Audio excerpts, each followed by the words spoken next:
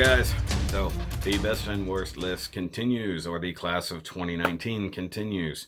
So yay for that. And this will be the best Gunpla-ish builds, because technically speaking, there was at least one build that was not Gundam related in any way, shape, or form. So this will be the top 5 best plus an honorable mention. And then also in talking about it, I will just real quick, because I only had 2 MG builds this year and they didn't rank super high, I'll just talk about them right quick.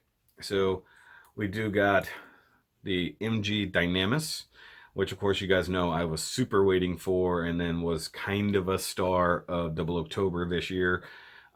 Really cool to finally get another new 00 MG. And as we just found out, we have an MG Kyrios coming next year, which will of course be in Double October. Yay.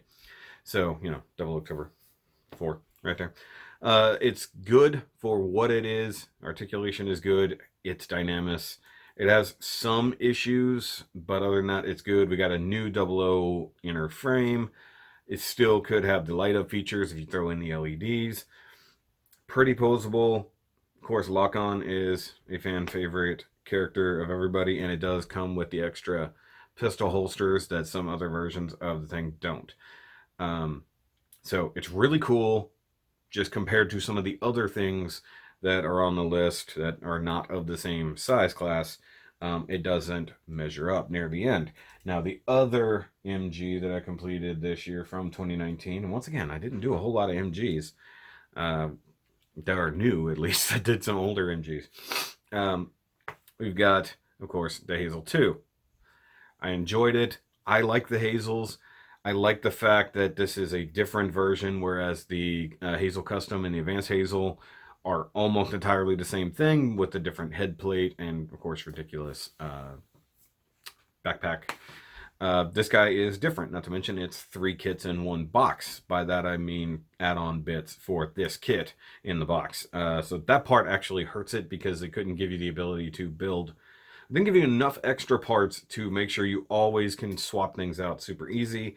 That really is the main problem I have with it. If they had just given you extra chest parts, gave you extra head parts so that you could have complete head swaps, because shoulder swaps are what they are, but some spare shoulder pads just to make it easier to swap out would have been good. It's my only real qualms with this. Otherwise, I loved it. Of course, I did some extra detail work on the thrusters, things like that. I always do to my Hazels. I did enjoy it a lot, and I put together pretty quick. And of course, that was picked by my Patroneers. If you guys want to be a Patroneer and help actually choose some of the kits I build, do that, by all means. Help in this next year, because frankly, after this, we don't know how bad Kappa is going to start crashing down on us, because we haven't heard a whole lot about it recently. But let's move on to the rest of the best builds of 2019.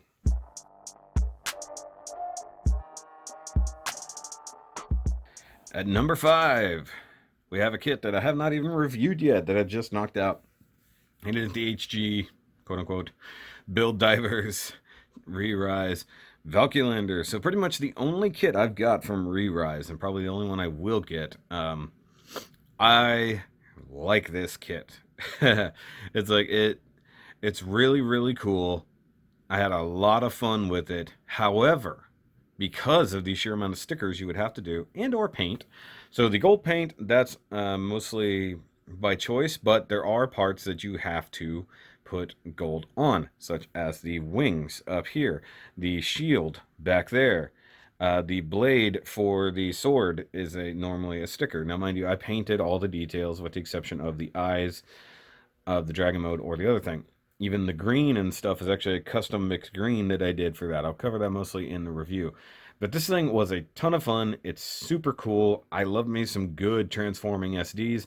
And as SDs go, he's actually far more articulate than a normal one. And I dig that. Plus, the add-on kits that are coming later, I'm going to have a lot of fun. So the Avalanche Rex, I can't wait to get my hands on. Now, like I said, this is just like the bottom, the bottom of the best list. And that's just really, really cool. I do wish he had a little bit more posability in dragon mode. There's no neck, there's no way to move the neck, so from here up is all neck. So you can only move the entire upper torso to get into new positions. That is kind of a sad thing about it. And then other than that, it's a lot of fun. I dig it. I definitely recommend it. Of course, the full review will be coming later. So let's move on.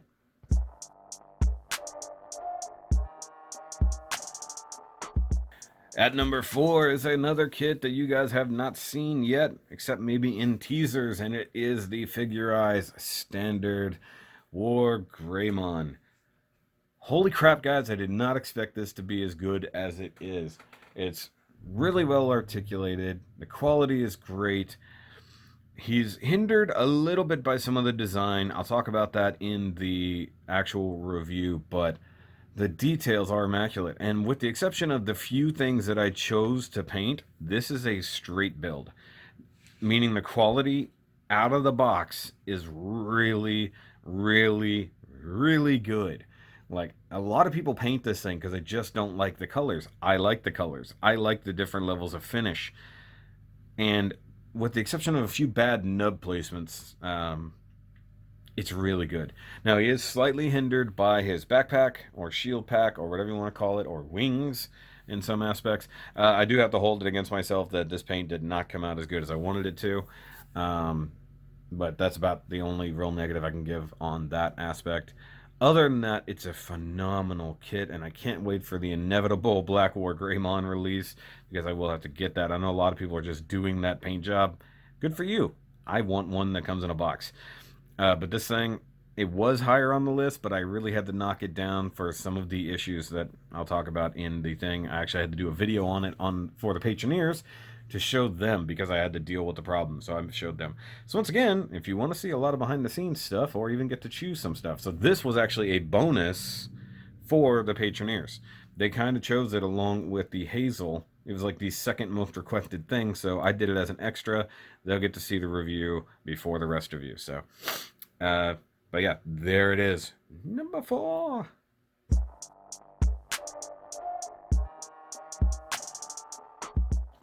Number 3 is something I forgot came out this year, and it is the mobile Haro. Now, of course, you guys should know this is one of the more favorite things I did this year. It's between the new ball and cup version that I created with Rodimus 13 for our Balls for Balls contest that unfortunately didn't get off the ground as much as YouTube would allow me to. But my custom one here, especially with the Haro Dama, is one of my favorite things, and it'll come up again in a different video. But I forgot that this thing came out this year. It's surprisingly articulated. The quality is actually pretty high. You've got ABS parts along with polystyrene parts. Of course, you get a normal Haroplo with it, so that's fine. But you could also swap it out for different things. But the fact that it was made to be super customizable, you've got extra holes and things like that. You can mount different weapons and everything. And of course, I did a really cool, fun version over there of mine. Not to mention the really cool versions that I saw you guys build for the contest, or at least around the contest. Really cranks it up there. Now, because it is kind of limited, it didn't score higher than this, but I think it's a very, very good number 3. And I highly recommend it. I definitely want to see you guys, if you can, make your own balls and cups. I definitely challenge y'all to do that.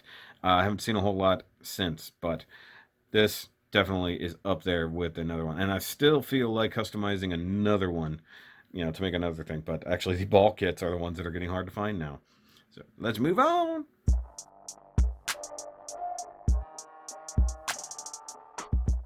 And the number 2 spot doesn't even go to a Gundam, and I'm sure some of y'all are going to be pissy about that. But it does go to Flame Toys IDW Prime. This was a great, great kit. Really articulate. And if you paint it, it can look insanely good. But if you don't paint it, it'll still look really good. That's the thing. Flame Toys is getting better and better with their kits. The stickers, well, they kind of suck, especially like if you did the whole forearm shield sticker, that would kind of suck. But for the most part, they're a great company. They're making more and more model kits for different characters. I still have a couple of the Seekers that I need to build. I still need to do IDW Megatron, but I've heard great things about that kit as well, because he needs to go with IDW Prime. And because this was a 2019 kit, it falls into this category. Unfortunately, the other really awesome version of the attack mode that I've done doesn't fall into this category because it was a 2018 kit. But I love this thing. I definitely recommend it, especially if you're an Optimus Prime fan. However, I will definitely caution you that with the hips, be super careful about paint because they can get super, super stuck. One of my favorite gimmicks of it is the way that the wheels on the back of the cabs fold in as you bend the knees so that you actually get the extra knee articulation. I love that. It's such a great, great engineering feat. But it's definitely one of my favorite things. And of course, this allowed me to bond a little bit with Sean Love so that he customized his for Bobby Skullface because of the way I did mine. So, you know, there's some side effects to doing this hobby. You make new friends and things like that along the way. But let's move on to the honorable mentions.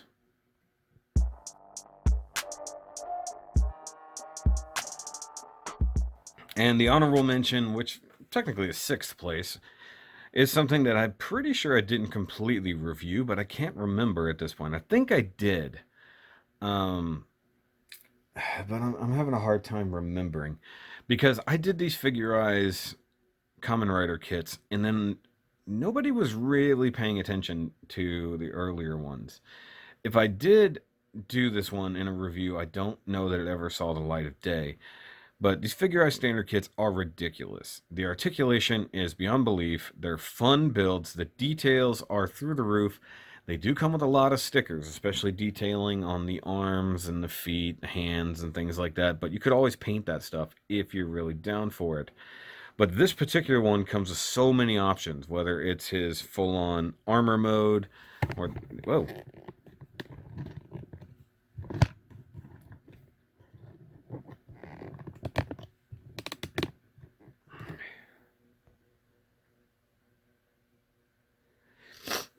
Whether it's his full-on armor mode or just the different details like the rider kick, stuff like that. Now, mind you, it's based off of an older version, but technically it came out in 2019, so that counts.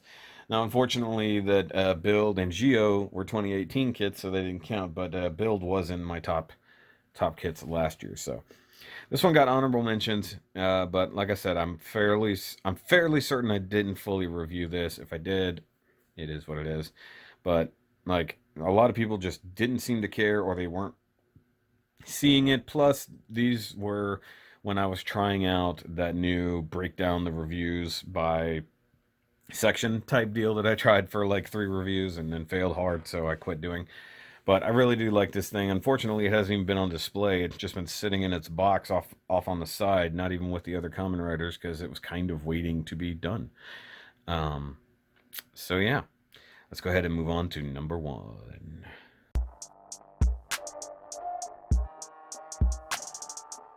And number 1 is yet again another Flame Toys kit, and this time it is their version of Bumblebee.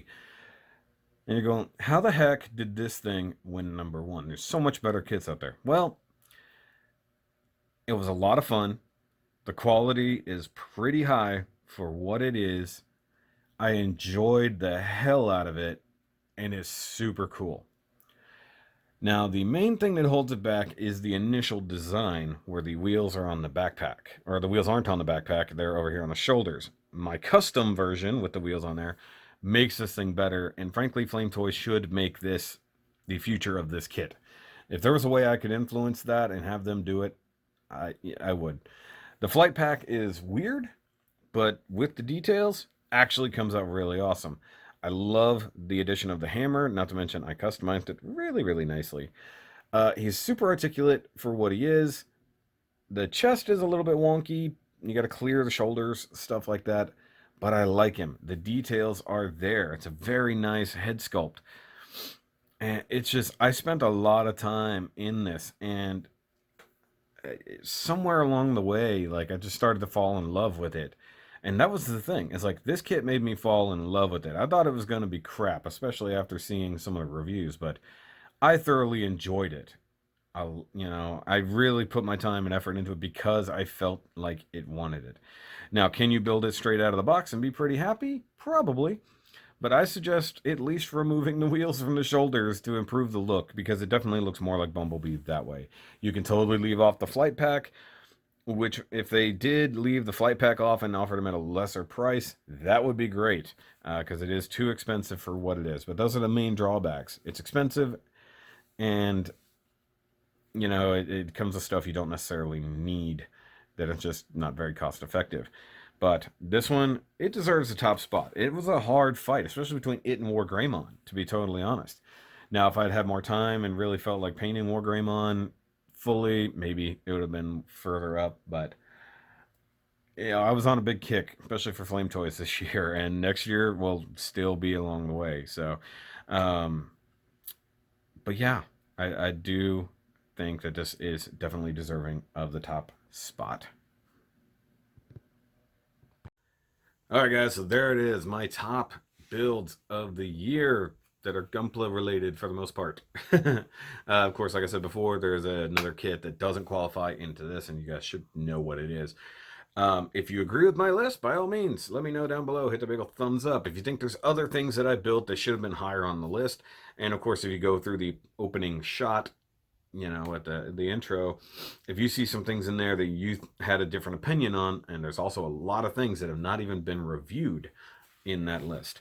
All that coming up beginning of 2020. I keep saying 2018 or 2019. It's always hard to catch up, especially when you're talking about stuff in the future. Now, of course, this is just all my builds. There are still a couple more lists that please come back for. It's my favorite things, Transformers and the like. So we're going to do that. But of course, do the subscribe-ish thing. I want to get to 5,500. I kind of want to get to 55. Maybe I'll do something if we hit 55. I'll think about it. We'll see what happens, especially with money.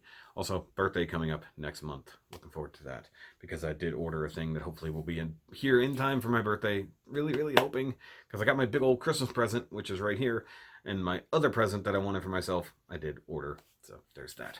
So stick around for the rest of the list. And of course, if you want to become a Patroneer, all the things down below, because Patroneers were responsible for some of these things along the way. And I believe they got to see some of them being built. I shared some of these things because I crammed in a lot of 2019 builds into like a week and a half just to get them in. It's like I didn't have a ton of 2019 kits left in the backlog, but I have one sitting right over there that I definitely didn't have time to get to, and that is the RG New Gundam. You guys have been begging forever for me to do an RG, especially that one. So I will be building that pretty soon in 2020. But until then, of course, thank you for sticking around and watching all this. And as I keep saying, come back for the other lists, because they're coming. So, talk to you guys then.